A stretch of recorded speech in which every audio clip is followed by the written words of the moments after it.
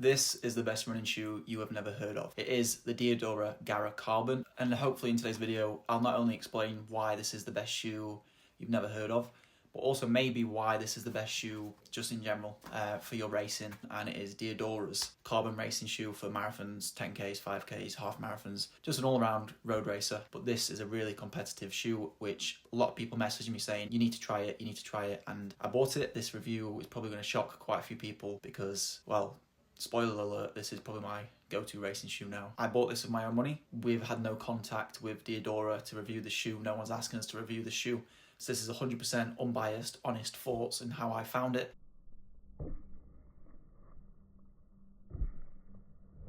So like always, starting with the upper, and this is where the biggest weakness of this shoe is. And I did really have to stretch to find weaknesses, but there's definitely is one, or at least something I would change in the next rendition to save a bit of weight, and that is kind of the support around the ankle. I'm never a big fan when super shoes have excessive or just basically comfortable ankle support and padding, because yes, I understand it if you want to have a comfortable race day shoe, but most of the time I'd rather sacrifice a bit of comfort for an extra bit of weight. And this is still a really light shoe. It's still one of the lightest super shoes I've tried, especially comparing to the likes of the Vaporfly, the New Balance SC Elite V4 and stuff like that. It's a light shoe, a bit too structured for me, and also there's a bit of suede. I guess, you know, Diadora is an Italian brand, so they've got to have some style on there and some suede, and that's just, again, excessive. Doesn't really need it, could save a bit of weight there. Other than that, I'm not sure if this picks up on the camera. The laces are the rigid ones, what all super shoes should have. I think it helps keep the laces tied, which last thing you want in a race is your laces getting undone. Besides that, the upper feels nice. I've worn it in wet and dry conditions, and there's no real issues in terms of water coming through or breathability. Overall, very good, comfortable. Could just lose a bit of weight if I was being picky. It looks really nice. There's also a blue version where you can get blue where this gold is, but probably because I'm a bit of a narcissist, I chose the gold version because I just think it looks sick, really. Onto the midsole, which is where this shoe is set apart from pretty much every other super shoe I've ever tried in my entire life, which is saying a lot because I've kind of always worn the Vaporfly, love the Vaporfly, and this is the first time the Vaporfly has been dethroned in terms of what I will be choosing to race in. The midsole is soft but responsive and also snappy. Usually sacrifice a bit of responsiveness or snappiness for softness and comfort. This is a perfect blend of all three. It is fully P-backs with a carbon plating. It just feels great. With some shoes like the Nike Vaporfly or the New Balance SC Elite V4, a lot of that high stack, big amounts of foam, you get some instability and some weight. Whereas this, you have the softness, but you don't have the instability, and you also get lightness, responsiveness, and a really good push off. So going back to the Vaporfly and the New Balance SC Elite, they bounce you up. This shoe really bounces you forward, which is exactly what you want, because at the end of the day, you are running forward. So that's something you need in a shoe and look for. And this shoe has the most forward propulsion that I've felt in any shoe. First thing I put it on, did some strides without warming up, should have felt rubbish, and I just flew down the road. And that kind of brings me to the only shoe comparison I can think of, which is a weird one because there's a lot of dissimilarities with these two shoes I'm about to show, but also it feels similar underfoot and kind of flows the same. And I've also got a similar colorway, which is kind of cool. This is the Adidas Takumi Sen 8, the Tin Man Elite edition. Again, white and gold. I didn't actually deliberately do this for the video, I've only just realized. If anyone's tried the Takumi, it's definitely the most agile super shoe or super racer. It is designed for 5K and 10Ks, and to be honest, I would not race in it because I prefer a higher stack shoe, whereas this is a bit lower and a bit firmer and a bit more aggressive. But the toe off you get and like the smoothness in your stride and how easy it feels to stride and turn over gives this shoe a very good feeling for speed work, and this shoe has that same feeling.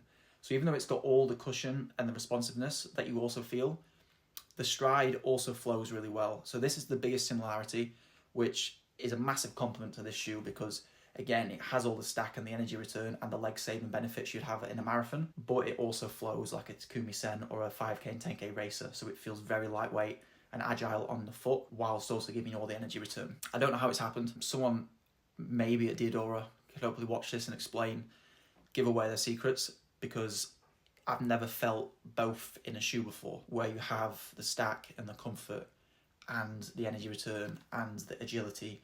Just a perfect combination of everything, for me anyway. Obviously, some people might try the shoe and not enjoy it. Super shoes kind of got to a point now where different super shoes suit different people. But as far as I'm concerned, for me, this is the best. And I've also anyone who I've seen who's my size at the track, I'm like, you need to try this, and let them put that on their feet. And someone instantly was like, oh, I need to order a pair, and bought one on the spot. If you are watching this as well and you do want to buy the shoe, I've found a discount code which is Diadora Team in capitals, and it gets you 20% off and free shipping. Again, not affiliated with Diadora. I just found this code online, used it to buy the shoe. I think I got about £70 off, minus in shipping and the cost. So I think I got it for under £200, which for any super shoe these days is great. But for this one, it's a bargain, really. Well, it's weird saying a bargain because shoes are so expensive, but it's a good price as far as super shoes go. Onto the outsole, and this is maybe where I would say there's a mini weakness as well, and that is not excessive amounts of rubber, because as you can see, you can't really even see it go off the shoe, but the rubber in the forefoot is fine. The grip, it's a bit slippy. I ran on a wet track, and the track is quite dirty. You can see it in this video, and it was slightly slippy when I first got it on. But I think generally when you have new shoes, without getting a bit of like grit and like wearing it down a tiny bit with friction, the grip is very fresh and slippery and a bit less friction. So over time, I think that'll sort. But I could just notice it a bit on a wet and slippy track where I was not slipping, but it just felt slippy. I don't really know how to explain it other than saying that. In the heel, if you're a heel striker, it's a bit firmer than something like the Vaporfly in the heel, because I think generally in the Vaporfly and Alphafly, the foam is a bit more soft in the heel, whereas this foam kind of feels like it's the same all the way through in terms of density. So you don't really have as cushioned and extra soft feeling you do in some other shoes. So if you're a heel striker, it's not as comfy as maybe some other shoes where you're heel striking. At the end of the day, I still don't think that's a big concern. Like, even if I was heel striking, it still feels unbelievable. It's just I was expecting it to feel softer when I was heel striking. And I think that's just because of the extra rubber here, which is good for durability.